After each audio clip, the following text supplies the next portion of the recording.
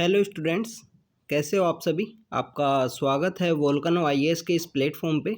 अगर हम बात करें इस लेक्चर की तो ये लेक्चर स्टूडेंट्स हमारा है जो पॉलिटी सीरीज़ का हमारे लेक्चर्स चल रहे हैं उसी का लेक्चर है, जिसके अंदर हम कॉन्स्टिट्यूशनल बॉडीज़ को कवर कर रहे हैं। तो उन कॉन्स्टिट्यूशनल बॉडीज़ के अंदर ही हम आज रीड करेंगे अटॉर्नी जनरल ऑफ इंडिया के बारे में कि अटॉर्नी जनरल कौन होता है, उसकी क्या पावर्स हैं, क्या पोजीशंस हैं, वो क्या कंपोजिशन है, किनके द्वारा अपॉइंट किया जाता है, अपनी रिपोर्ट किसको सबमिट करते हैं, क्या ये पार्लियामेंट की प्रोसीडिंग के अंदर पार्टिसिपेट कर सकते हैं, क्या वहाँ पे वोट भी डाल सकते हैं। तो उन सब जो बेसिक फैक्ट्स हैं उन सब के बारे में यहाँ पे हम डिस्कस करेंगे। इसके अलावा स्टूडेंट्स अगर हम बात करें कि हमने अभी तक जो सीरीज़ हैं जिनके अंदर जो कवर किया है वो हमने कॉन्स्टिट्यूशनल बॉडीज़ हैं जिनको कवर किया है, जिसके अंदर इलेक्शन कमीशन है जिनको हमने कवर किया है। इसके अलावा special officer for linguistic minorities है जिनके बारे में हमने रीड किया है। इसके अलावा अगर हम स्टूडेंट्स बात करें, हमने national commission for backward classes, national commission for schedule caste, ऐसे खूब सारे कमीशंस हैं। 3-4 जो लेक्चर हमने अभी कॉन्स्टिट्यूशनल बॉडीज़ के अभी तक कंप्लीट किए हैं, तो आज हम उसी का एक पार्ट है अटॉर्नी जनरल ऑफ इंडिया, उनके बारे में यहाँ पे हम रीड करेंगे स्टूडेंट्स। तो स्टूडेंट्स जो डिस्कशन है उसको स्टार्ट करते हैं। अटॉर्नी जनरल के बारे में जो भी बातें हैं उनको रीड करते हैं। अगर हम बात करें कि जो हमारा कॉन्स्टिट्यूशन है, कॉन्स्टिट्यूशन का आर्टिकल है 76। जो आर्टिकल 76 है वो बताता है कि एक ऑफिस होनी चाहिए, office of attorney general of India होनी चाहिए, और ये हाईएस्ट लॉ ऑफिसर होगा कंट्री के अंदर में। फ्रेंड्स, जो इम्पोर्टेंट बात ये है कि सबसे पहले जो हमारे लिए जो इम्पोर्टेंट है यहाँ पे वो आर्टिकल इम्पोर्टेंट है कि आर्टिकल क्या है। आर्टिकल 76 बोलता है कि एक ऑफिस होनी चाहिए अटॉर्नी जनरल ऑफ इंडिया की, और ये हाईएस्ट लॉ ऑफिसर होगा देश का। ये गवर्नमेंट को रिप्रेजेंट करेगा, गवर्नमेंट को डिफेंड करेंगे इनके द्वारा। ऐसा नहीं है कि प्राइवेट ट्रेड नहीं कर सकते अपना सॉरी प्राइवेट ट्रेड नहीं, जो प्राइवेट जो वर्क है वो कर नहीं सकते, वो भी कर सकते हैं, बट गवर्नमेंट के अगेंस्ट में नहीं कर सकते। तो फ्रेंड्स, मेन इंपॉर्टेंट ये है कि जब कोई भी पर्सन है जो अगर अटॉर्नी जनरल की पोस्ट के ऊपर है तो उसको बेसिकली वो हाईएस्ट लॉ ऑफिसर होता है देश का। हाईएस्ट लॉ ऑफिसर होने की वजह से जो गवर्नमेंट को डिफेंड करेगा, गवर्नमेंट को डिफेंड करना उनका मेन जो ऑब्जेक्टिव होता है। तो उसी की वजह से इनको अगर प्राइवेट अपना वर्क करना है, किसी प्राइवेट कोई पर्सन है उनको डिफेंड करना है, तो गवर्नमेंट से एक बार इनको परमिशन होनी चाहिए कि हम अपना जो प्राइवेट वर्क है वो भी कर सकते हैं। इसके अलावा इनको कोई बाइंडिंग नहीं है कि आप अपना जो प्राइवेट वर्क है वो नहीं कर सकते। तो सबसे इम्पोर्टेंट बात यहाँ से ये निकल के आई, आर्टिकल 76 के थ्रू जो ऑफिस है जो अटॉर्नी जनरल की वो यहाँ पे कॉन्स्टिट्यूट की गई है, और जो हाईएस्ट लॉ ऑफिसर है सबसे। उसके बाद में अगर हम बात करें कि इनका जो अपॉइंटमेंट है वो किस तरीके से होता है, उनके बारे में यहाँ पे हम अगर बात करें तो अटॉर्नी जनरल है जो बेसिकली कॉन्स्टिट्यूशनल बॉडी है, कॉन्स्टिट्यूशनल पोजीशन है, आर्टिकल 76 के अंदर मेंशन है। तो जो हमने बताया था कि जो भी जो कॉन्स्टिट्यूशनल जो बॉडीज होती हैं, जो पोजीशन, मैक्सिमम जो अपॉइंटमेंट है उनका किया जाता है प्रेसिडेंट के द्वारा। तो फ्रेंड्स, यहाँ पे इम्पोर्टेंट बात ये है कि यहाँ पे जो अपॉइंटमेंट किया जाएगा हमारे अटॉर्नी जनरल का, जो अटॉर्नी जनरल ऑफ इंडिया है उनको अपॉइंट किया जाएगा प्रेसिडेंट के द्वारा। और ये पर्सन है जो भी जिसको भी अपॉइंट किया जाएगा उसकी जो क्वालिफ़िकेशन होनी चाहिए। अगर आप किसी भी पर्सन को जब जज अपॉइंट करते हो सुप्रीम कोर्ट का, तो जज अपॉइंट करने के समय में जो क्वालिफ़िकेशन होनी चाहिए उसके इक्वल यहाँ पे इसकी क्वालिफ़िकेशन होनी चाहिए। तो qualification should be equal to the must be qualified to appoint as a जज ऑफ द सुप्रीम कोर्ट। जो किसी भी पर्सन को यहाँ अपॉइंट किया जाएगा अटॉर्नी जनरल, तो उसकी जो क्वालिफ़िकेशन है वो इक्वल टू द जज ऑफ सुप्रीम कोर्ट होनी चाहिए। अब हम बात करेंगे कि सुप्रीम कोर्ट का जो जज है, सुप्रीम कोर्ट का जो जज है उसके लिए क्या क्वालिफ़िकेशन होनी चाहिए, कौन पर्सन है जो सुप्रीम कोर्ट का जज बन सकता है। तो यहाँ पे बताया गया है कि पहली बात तो वो सिटीजन होना चाहिए, भारत का नागरिक होना चाहिए, कोई इलीगल पर्सन ना हो, कोई इलीगल माइग्रेंट ना हो।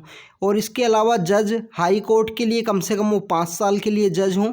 इसके अलावा यहाँ बताया गया है कि वो हाई कोर्ट के अंदर ही 10 ईयर तक वो एडवोकेट के रूप में हों वहाँ पे, या एमिनेंट जूरिस्ट हों in the eyes of the in the opinion of the president. तो फ्रेंड्स, यहाँ पे 3 इम्पोर्टेंट क्वालिफ़िकेशन निकल के आई हैं। 3 इम्पोर्टेंट क्या हैं कि हाई कोर्ट का क्या तो जज हो 5 साल तक। दूसरी बात निकल के आई कि 10 साल तक क्या एडवोकेट हो। जो बार के अंदर या बेंच के अंदर यहाँ दोनों के लिए आ गया। तो सबसे इम्पोर्टेंट बात ये करें कि यहाँ पे बार के अंदर तो आप कम से कम 10 ईयर तक हो, या बेंच की अगर पोजीशन में हो तो आप कम से कम 5 ईयर के लिए हो। इसके अलावा एमिनेंट जूरिस्ट है, एक और वर्ड है। एमिनेंट जूरिस्ट वो हैं कि वो प्रेसिडेंट के ओपिनियन के अकॉर्डिंग वो एमिनेंट जूरिस्ट होना चाहिए। अब वो ओपिनियन क्या है इसका जो डिटेल में एक्सप्लेनेशन नहीं किया गया है, प्रेसिडेंट के ओपिनियन के अकॉर्डिंग क्या चीज़ है, तो उसके बारे में बेसिकली अगर हम बात करें, president is the rubber stamp. तो जो सेंट्रल गवर्नमेंट के द्वारा, जो काउंसिल ऑफ मिनिस्टर के द्वारा जो उनको रिकमेंड किया जाएगा, उन्हीं के अपॉइंटमेंट से रिलेटेड यहाँ पे बात है। तो फ्रेंड्स, इसके अलावा हमने देखा कि वो जो किसी भी पर्सन को अटॉर्नी जनरल अगर अपॉइंट किया जाएगा तो वो जज के बराबर, जो सुप्रीम कोर्ट का जज है उसके बराबर, उसके इक्वल में उसको क्वालिफिकेशन होनी चाहिए अपॉइंट होने के लिए। अगर हम बात करें कि जो ऑफिस है अटॉर्नी जनरल की, जो ऑफिस है वो कितने समय की होनी चाहिए, तो ये जो ऑफिस का जो टर्म है वो फिक्स नहीं है फ्रेंड्स, फिक्स नहीं है। जो ऑफिस का जो टर्म है वो फिक्स नहीं है। यहाँ पे ये बताया गया है कि बेसिकली उनको रिमूव भी किया जा सकता है। इसके अलावा ये बताया गया है कि वो प्लेजर ऑफ द प्रेसिडेंट के लिए वो अपनी पोजीशन है उसको हेल्ड करते हैं। तो ये कुछ यहाँ पे इम्पोर्टेंट बात बताई गई हैं। इसके अलावा गवर्नमेंट का जैसे ही जो टाइम पीरियड ख़त्म होता है, कोई भी टर्म है, डिवोल्यूशन होता है गवर्नमेंट का, यहाँ पे जब भी कोई लोकसभा का, तो गवर्नमेंट के डिवोल्यूशन के साथ ही ये भी अपना रेजिग्नेशन सबमिट कर देते हैं। जो टर्म है ऑफिस की वो फिक्स नहीं है। Further the constitution does not contain the procedure and ground for his removal. और कॉन्स्टिट्यूशन के अंदर इसके जो रिमूव करने से रिलेटेड जो ग्राउंड हैं, जो प्रोसीजर है, उनके बारे में भी यहाँ नहीं बताया। तो कभी कभी क्वेश्चन इस तरीके से पूछ लिया जाता है कि कॉन्स्टिट्यूशन के अंदर क्या क्या चीज़ें नहीं बताई हुई हैं, क्या ये चीज़ कॉन्स्टिट्यूशन के अंदर बताया गया था अटॉर्नी जनरल के बारे में, क्या ये चीज़ नहीं बताई गई थी। तो इस तरीके से क्वेश्चन भी पूछ लिया जाता है। तो हमको पता होना चाहिए कि जो टर्म की, जो उनके ऑफिस का जो टर्म है कितने समय का होगा, उसके बारे में कॉन्स्टिट्यूशन ने नहीं बताया। दूसरा, उनको जो रिमूवल करने का जो प्रोसीजर है उसके बारे में भी यहाँ पे कॉन्स्टिट्यूशन ने नहीं बताया। थर्ड इम्पोर्टेंट बात ये है कि ये अपनी जो ऑफिस है, जब अटॉर्नी जनरल कोई भी पर्सन क्वालिफाइड है उसका बनने के लिए, तो अपनी ऑफिस अगर वो होल्ड करेगा ऑफिस, तो प्लेजर ऑफ द प्रेसिडेंट के समय तक करेगा, कि प्रेसिडेंट का जब तक उनको अपॉइंट करना चाहते हैं। This means that he may be removed by the president at any time, क्योंकि उनके दो यहाँ पे ये बात है कि प्लेजर ऑफ प्रेसिडेंट तक उनके ऑफिस है। तो यहाँ पे उसका जो कहने का मतलब ये है कि ये इनको अगर प्रेसिडेंट जब भी चाहें रिमूव कर सकते हैं। और ये इसके साथ साथ ही अपनी जो ऑफिस है उसको रिजाइन भी कर सकते हैं, क्विट भी कर सकते हैं। अपना जो रेजिग्नेशन है यहाँ पे इनको प्रेसिडेंट को देना होगा। रेजिग्नेशन किसको सबमिट करेंगे? प्रेसिडेंट को। और इसके साथ एक कन्वेंशन भी डेवलप हुआ है। कन्वेंशन ये बोलता है कि ये रिजाइन करते हैं गवर्नमेंट के, अगर बात करें जो काउंसिल ऑफ मिनिस्टर जैसे ही रिजाइन करती हैं, ये भी अपने आप को रिजाइन करते हैं उनके साथ में, क्योंकि ये इनका जो अपॉइंटमेंट है वो काउंसिल ऑफ मिनिस्टर की एडवाइस के ऊपर ही प्रेसिडेंट इनको अपॉइंट करते हैं। तो जैसे ही काउंसिल ऑफ मिनिस्टर रिजाइन करती है उनके साथ ही ये भी रिजाइन करते हैं। इसके अलावा बात करें कि इनको क्या सैलरी, क्या रेमुनरेशन दिया जाता है, तो वो फिक्स नहीं है कॉन्स्टिट्यूशन के अंदर। ये इनकी जो सैलरी है वो जो रिसीव करते हैं वो प्रेसिडेंट के द्वारा डिटरमाइन की जाती है, कि जो अटॉर्नी जनरल है उनको क्या सैलरी मिलेगी, ये प्रेसिडेंट फिक्स करते हैं यहाँ पे। तो काफ़ी चीज़ें हैं जो फिक्स नहीं हैं कॉन्स्टिट्यूशन में। इनका जो टर्म है, ऑफिस का जो टर्म है वो फिक्स नहीं है यहाँ, तो पहली बात। इसके अलावा इनको जो रिमूव करना है उसके बारे में यहाँ कोई बात नहीं फिक्स है। प्रेसिडेंट की प्लेजर के अकॉर्डिंग ये ऑफिस को होल्ड करेंगे। इसके अलावा रिमूव किया जा सकता है प्रेसिडेंट के द्वारा कभी भी, गवर्नमेंट के साथ रिजाइन करेंगे।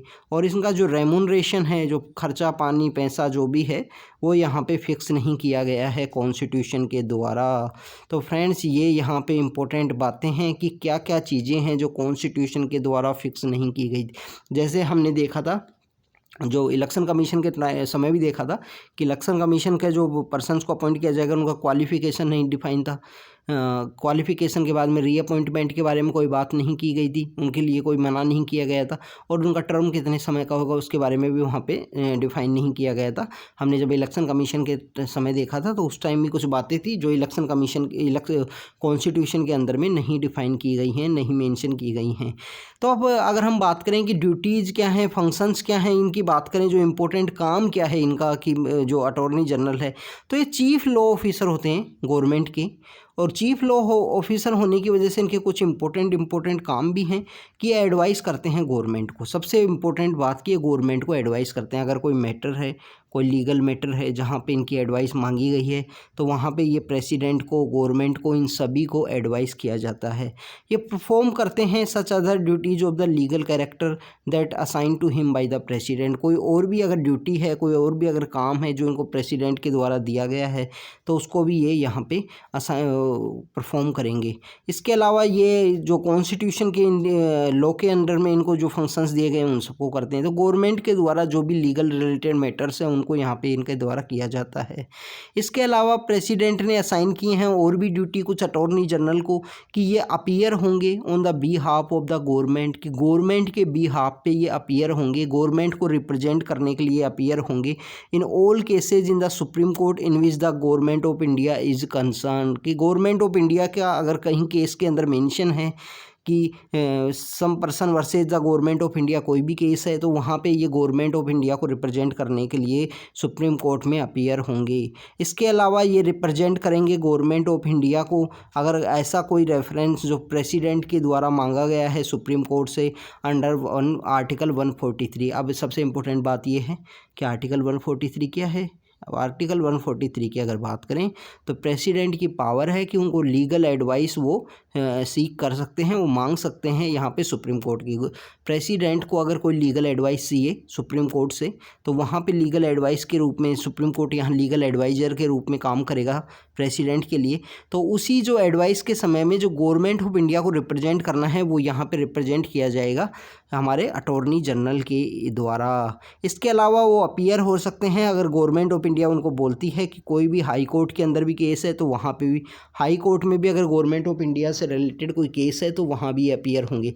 तो सुप्रीम कोर्ट में अपीयर होंगे क्योंकि हाईएस्ट लॉ ऑफिसर हैं, हाई कोर्ट में अपीयर होंगे। 143 के थ्रू अगर एडवाइस मांगी गई है, प्रेसिडेंट के द्वारा कोई लीगल एडवाइस ली गई है सुप्रीम कोर्ट को, तो वहाँ गवर्नमेंट ऑफ इंडिया को रिप्रेजेंट करेंगे अटॉर्नी जनरल।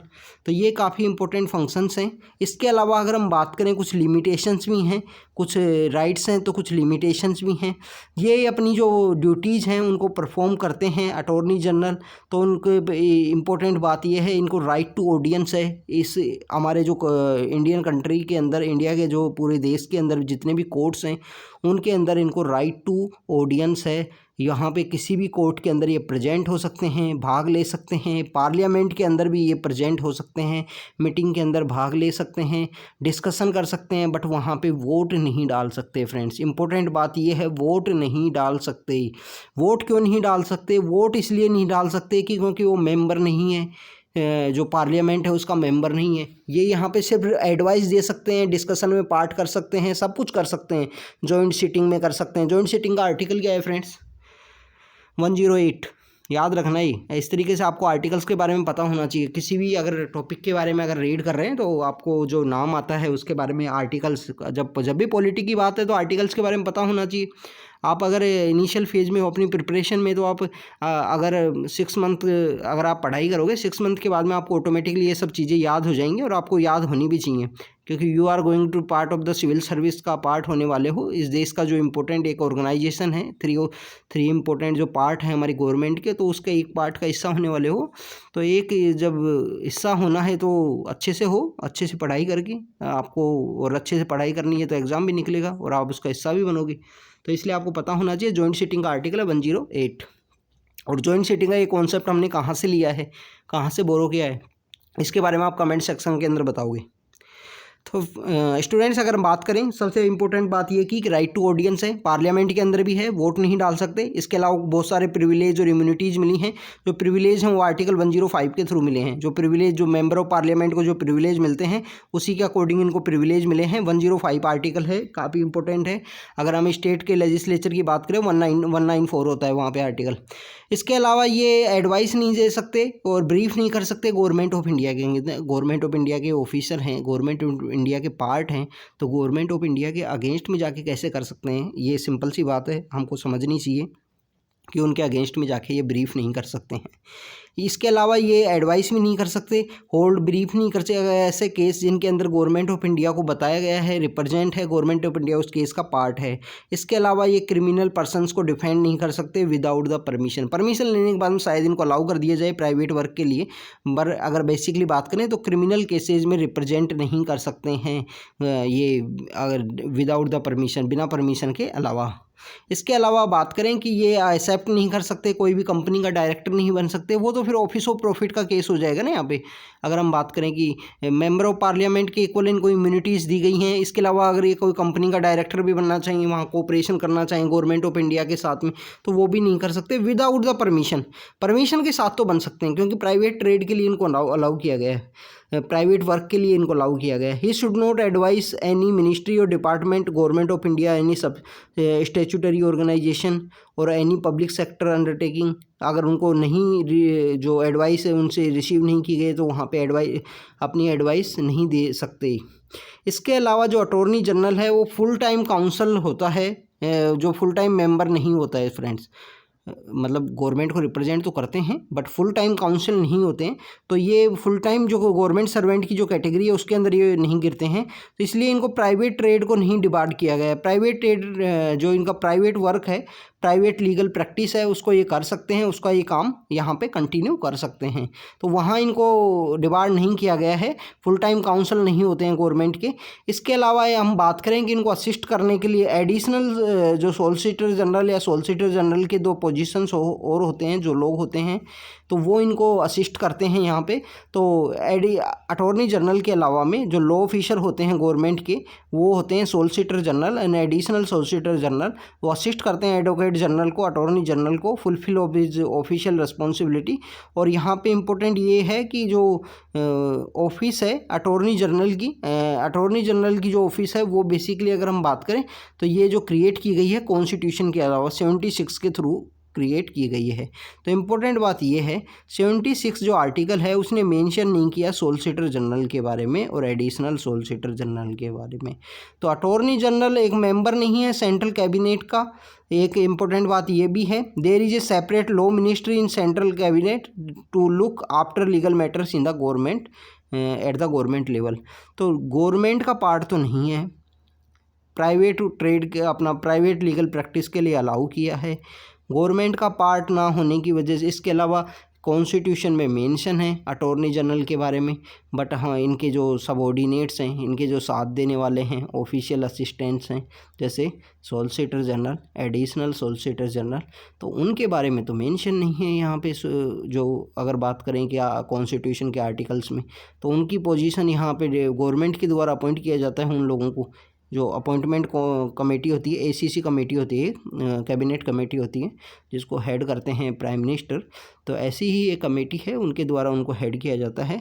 और अटॉर्नी जनरल पार्ट नहीं है, इसके अलावा अपना प्राइवेट लीगल प्रैक्टिस कर सकते हैं, बहुत सारी चीज़ें यहाँ डिफाइन नहीं हैं, और तो ये सब चीज़ें आपको पता होनी चाहिए। अगर हम बात करें अटॉर्नी जनरल और एडिशनल सॉलिसिटर जनरल इन सब के बारे में हमने यहाँ पे देखा। तो फ्रेंड्स ये काफ़ी इंपॉर्टेंट है हमारे एग्ज़ाम के पर्पज़ से, इन सब चीज़ों के बारे में आपको पता होना चाहिए। तो ये हमने अटॉर्नी जनरल के बारे में यहाँ पे रीड किया आर्टिकल 76 के थ्रू, और काफ़ी कुछ चीज़ें हैं जो इम्पोर्टेंट हैं। तो स्टूडेंट्स आज के इस लेक्चर में हम इतना ही रखते हैं, बाकी जो और नए चैप्टर्स को, नई जो इम्पोर्टेंट पॉइंट्स हैं हमारे एग्ज़ाम के पर्पज़ से, उन सबको हम डिस्कस करते रहेंगे और वीडियोज़ के अंदर में। अगर आपको ये डिस्कशन वीडियो सही लगा है, आपको अंडरस्टैंड करने में हेल्प मिली है, तो आप इन वीडियोज़ को अपने फ्रेंड्स के साथ भी शेयर कीजिए फ्रेंड्स। तो students thank you very much.